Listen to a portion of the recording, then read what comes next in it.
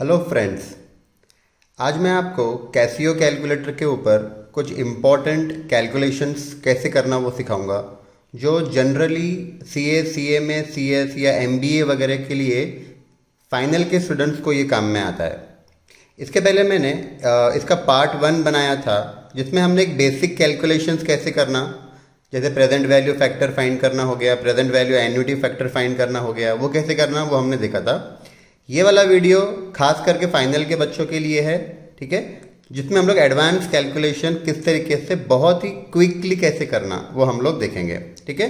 तो सबसे पहला जो ट्रिक है वो मैं आपको बता रहा हूँ कि एनपीवी कैसे कैलकुलेट करना सिर्फ 30 सेकेंड्स के अंदर, और प्रैक्टिस के साथ आप 30 सेकेंड से कम टाइम में भी ये कर पाओगे, ठीक है। अब ये एनपीवी डायरेक्टली कैलकुलेटर के ऊपर क्यों करना है, इसका एक सिंपल सा रीज़न है कि जब हम लोग आईआरआर फाइंड आउट करते हैं, इंटरनल रेट ऑफ रिटर्न, ठीक है, तो ये इंटर के बच्चों को भी मालूम होगा कि हमको बिना लिखे पहले कैलकुलेटर के ऊपर चेक करना होता है कि हमारा एनपीवी पॉजिटिव आ रहा है या नेगेटिव आ रहा है, ठीक है, और उसके बाद ही हम लोग उसको लिखते हैं।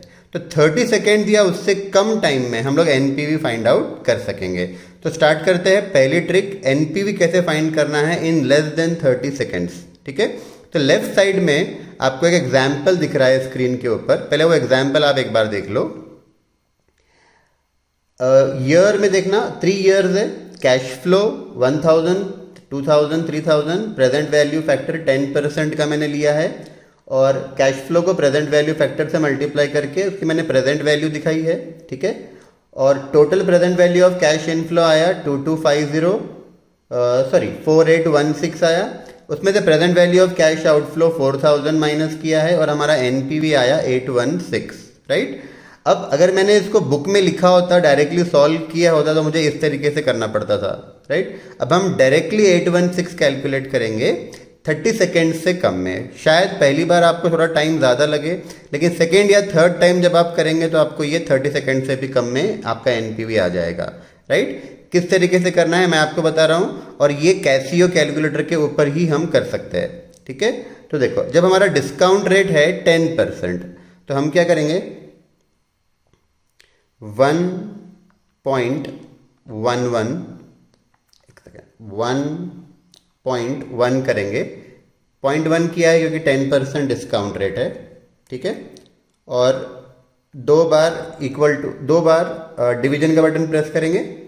के आपको स्क्रीन पे दिखना चाहिए, राइट। अब आपका फर्स्ट ईयर का कैश फ्लो देखो 1000 है, तो मैं 1000 टाइप करूंगा और मैं m प्लस दबाऊंगा, ठीक है।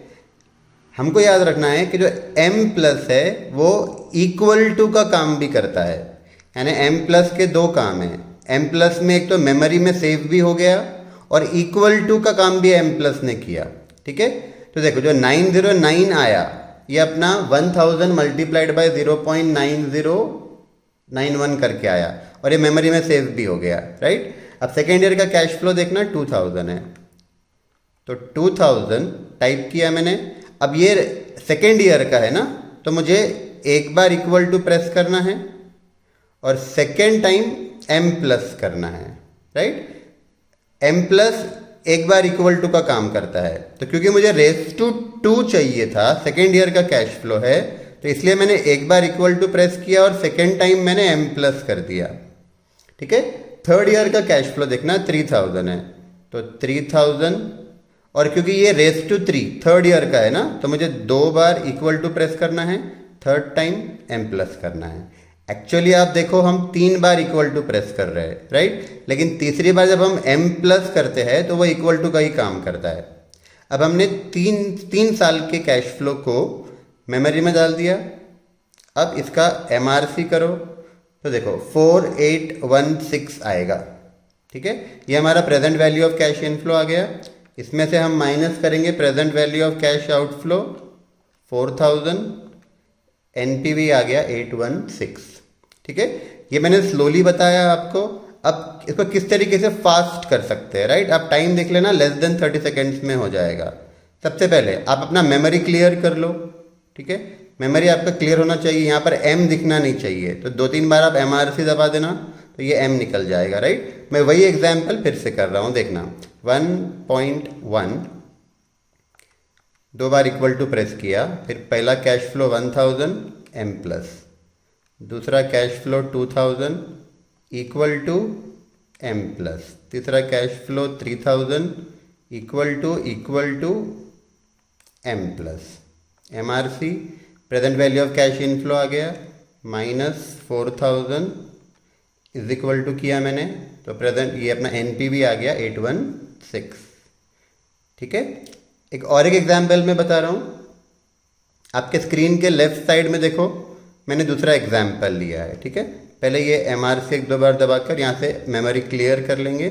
अब सेकंड एग्जाम्पल देखो, 4 years लाइफ है, कैश फ्लो 10,000 20,000 30,000 40,000 है, 12% डिस्काउंट रेट लिया है मैंने, राइट। और प्रेजेंट वैल्यू फैक्टर से मल्टीप्लाई करके कैश फ्लो को प्रेजेंट वैल्यू फाइंड किया।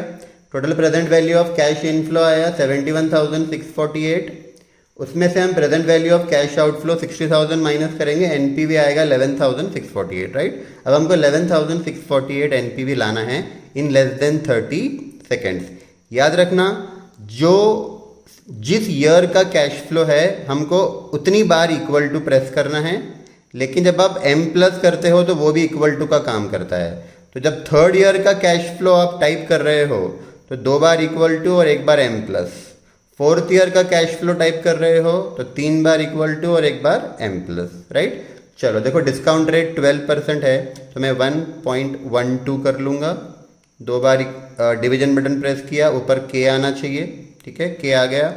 अब सिंपली कैश फ्लो आपको टाइप करना है, पहला 10,000 है m प्लस, ठीक है, फिर सेकेंड 20,000 है तो 1 बार इक्वल टू m प्लस, उसके बाद थर्ड ईयर का 30,000 है तो 2 बार इक्वल टू फिर m प्लस, फिर 40,000 है फोर्थ ईयर का तो 3 बार equal to m plus, right. MRC करेंगे 71,648 आना चाहिए present value of cash inflow, इसमें से माइनस करेंगे 60,000, प्रेजेंट वैल्यू NPV आ जाएगा 11,648, राइट। तो आई होप आपको ये समझ में आया होगा। अब थोड़ा प्रैक्टिस करना तो आपका ये लेस देन 30 सेकेंड्स में आप ये सॉल्व कर सकते हो। ठीक है, चलो नेक्स्ट ट्रिक देखते हैं। चलो सेकेंड ट्रिक हम लोग स्टार्ट कर रहे हैं। सेकेंड ट्रिक आप स्क्रीन पे लेफ्ट साइड में देखना, मैंने एग्जाम्पल लिया है। सेकेंड ट्रिक क्या है? Finding value of x raise to y where y is a fraction और डेसिमल, राइट। जो रेस टू वाली वैल्यू है, जैसा x रेस टू y में y रेस टू वाली वैल्यू है, वो फ्रैक्शन में है या डेसिमल में है। बहुत बार ऐसा होता है, जैसा हमको से फॉर एग्जाम्पल कि 2 रेस टू 1/3 करना है या 2 रेस टू 0.6 करना है।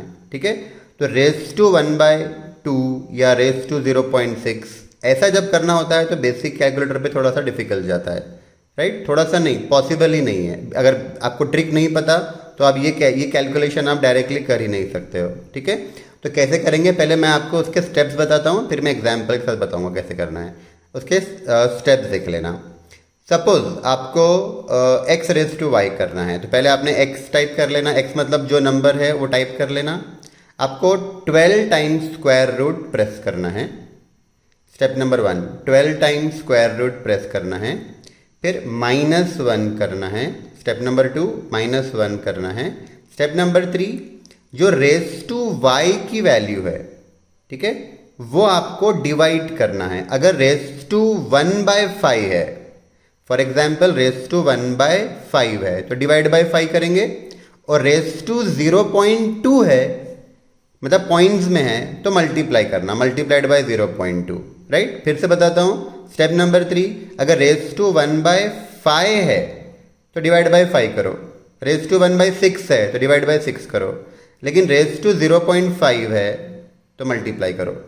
ठीक है, मतलब पॉइंट्स में है तो मल्टीप्लाई करेंगे।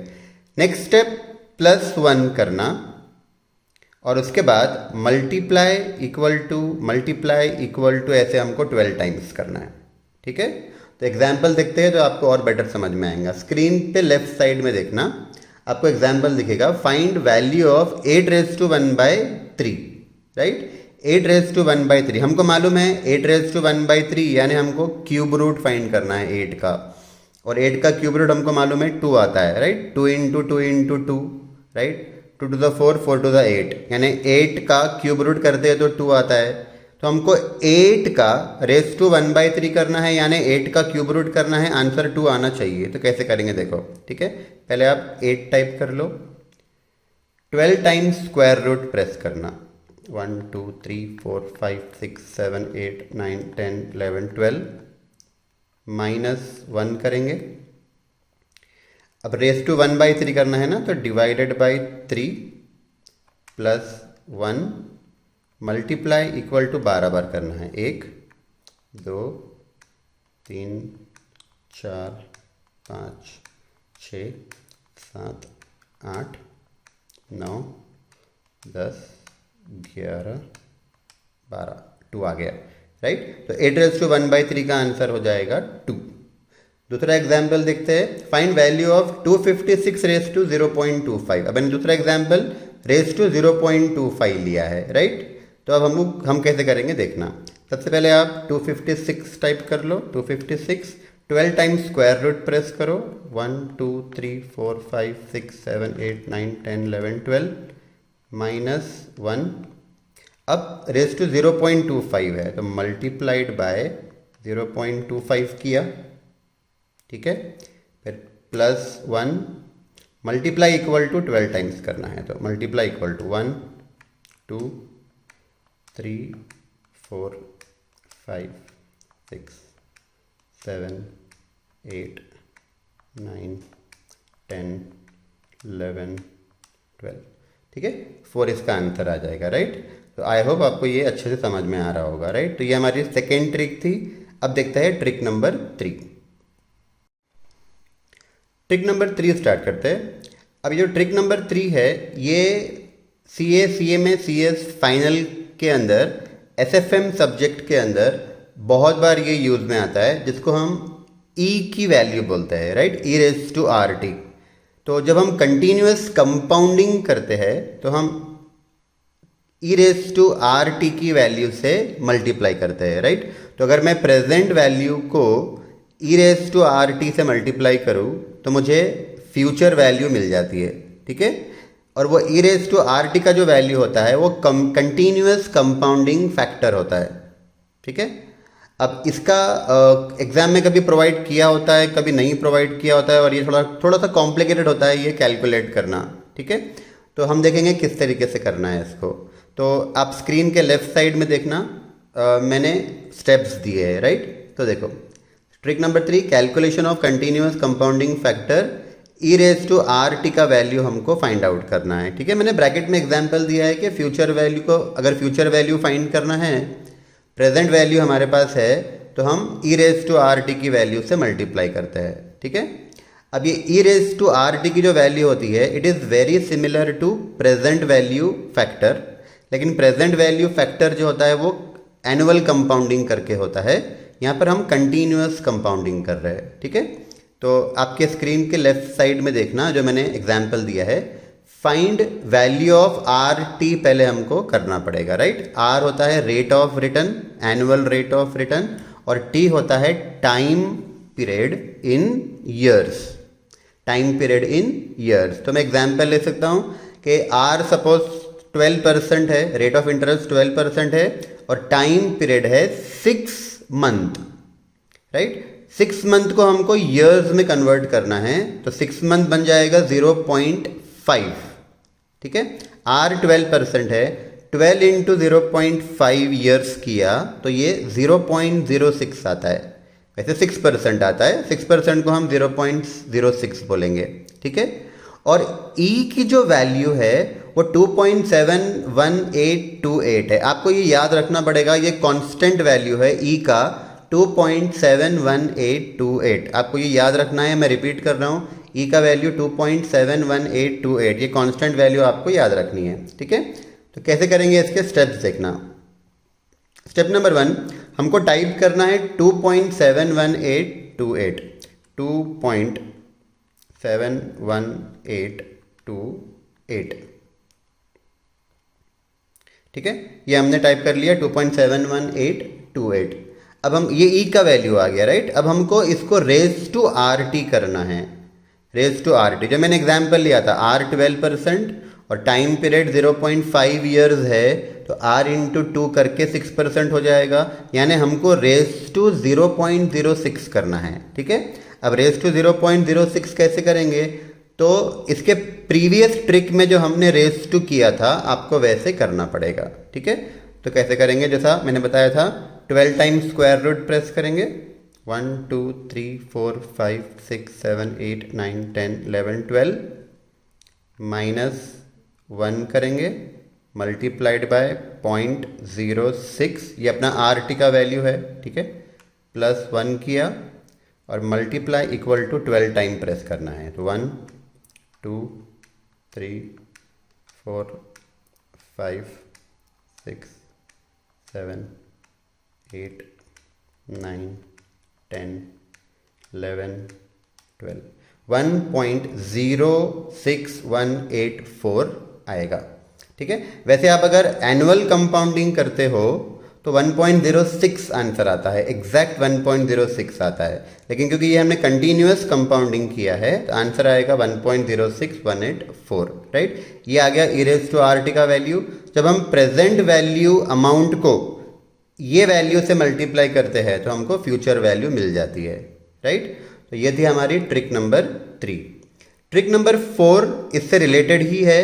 अब हमको कंटिन्यूअस डिस्काउंटिंग करना है, ठीक है। अब कंटिन्यूअस डिस्काउंटिंग कैसे होती है, थोड़ा मैंने रॉन्ग बोला है, थोड़ा मैं करेक्शन करता हूँ खुद को।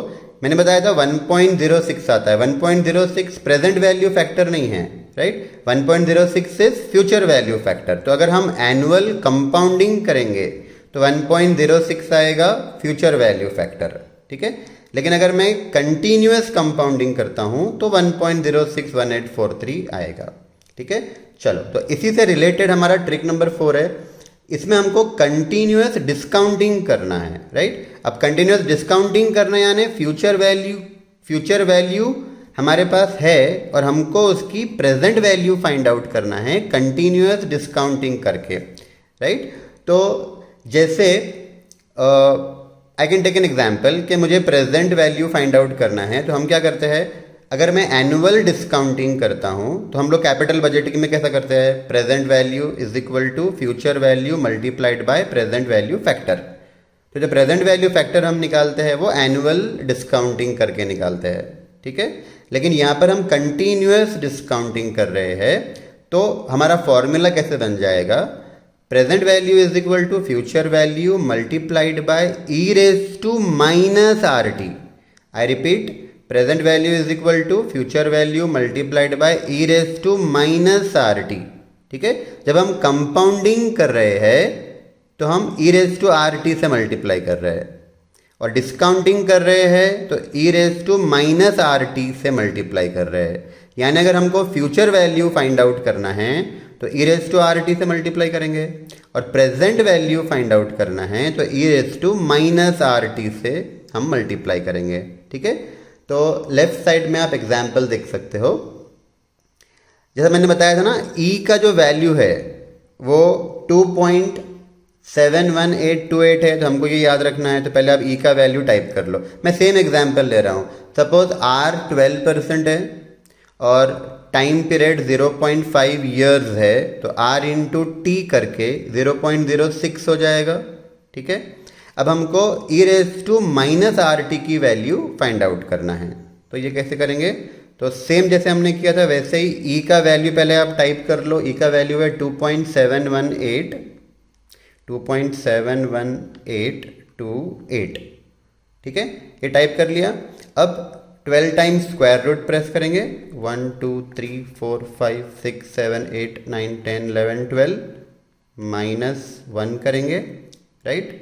अब हमको मल्टीप्लाइड बाय 0.06 करना है। आर टी का वैल्यू है ये, लेकिन हमको यहाँ पे माइनस की साइन डालनी पड़ेगी क्योंकि E raise to minus are T करना है, ठीक है। ये माइनस आर टी हो गया, फिर प्लस 1 और मल्टीप्लाई इक्वल टू 12 टाइम्स 2 3 4 5 6 7 8 9 10 11 12 तो 0.94175 ये हमारा e⁻⁻ का वैल्यू हो गया।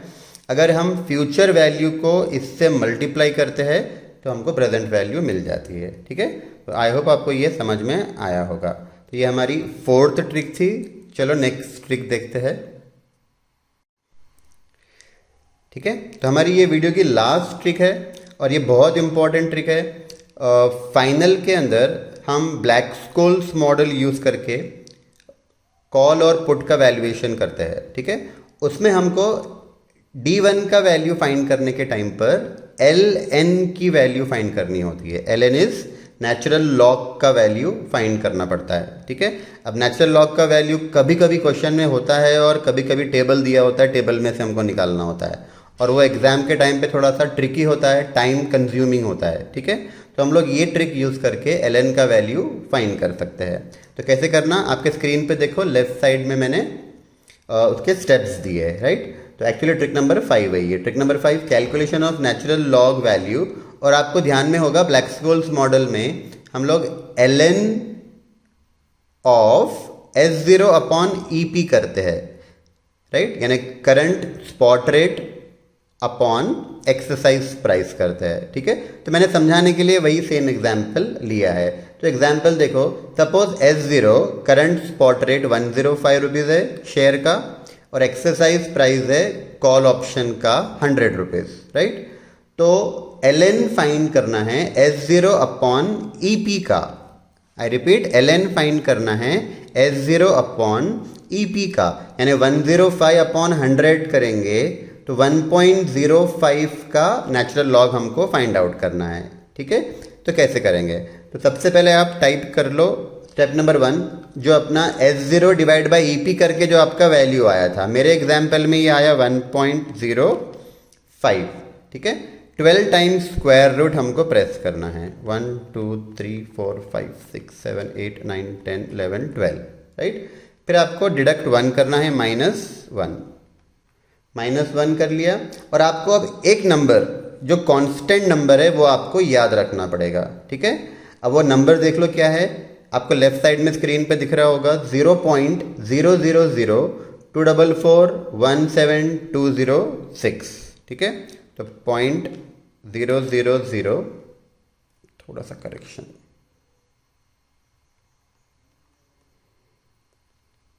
0.0041720617206।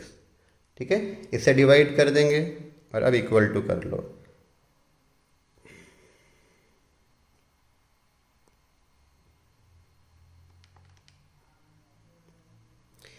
पहले टाइप करेंगे 1.05 अपना S0 अपॉन EP का वैल्यू 1.05।